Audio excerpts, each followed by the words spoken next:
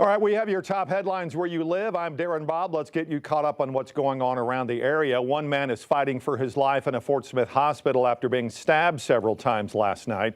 Fort Smith police called to a convenience store on North O Street and found 61-year-old man with multiple stab wounds. After investigating, police identified Jacob FAYETTEVILLE as a suspect. FAYETTEVILLE was arrested and is facing charges of first-degree battery as well as parole violation. The victim's identity has not been released at this time. Get vaccinated or take a COVID test. The Fayetteville City Council considering a resolution that would require all city workers get tested for COVID weekly unless they're fully vaccinated. If approved, all COVID tests would be completed at no expense to city workers and would take place during work hours. Fayetteville City Council members will meet again next Tuesday to discuss that proposal. Some local school districts having trouble finding school bus drivers. A lot of trouble. Springdale and Fayetteville districts say they are in desperate need of drivers and substitute drivers. The director of one of those districts' transportation departments is even having to drive a route himself in the morning and afternoon. In Fort Smith, the district is fully staffed with drivers, but is looking for substitute drivers. 5 News reporter Bailey Devane will tell us how bad it is and have the effects this shortage is having in the area tonight on your 5 News First at 4, 5, and 6.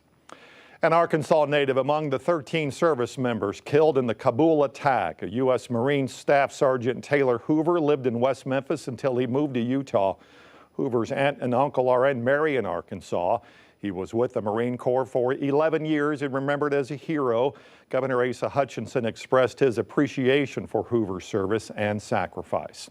More than a month after they were shot picking up a hitchhiker, 2 friends sharing their story with 5 News about their recovery.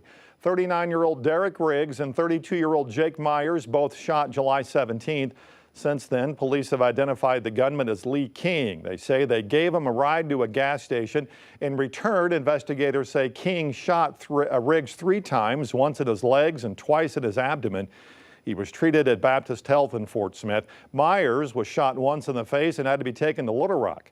Now, the 2 men are back home for the first time since the shooting after spending time in a hospital and in their parents' home, both calling the experience overwhelming and surreal. And while it may make them think reoffering rides to strangers in the future, they say it will not stop them from continuing to be kind.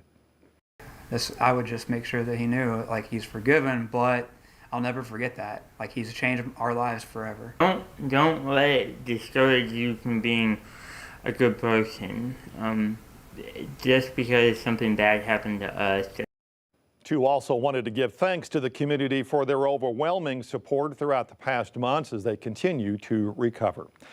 Those are some of the top headlines on this Wednesday. We'll, of course, continue following the details. You can catch up with us again this evening on your 5 News First at 4, 5, and 6.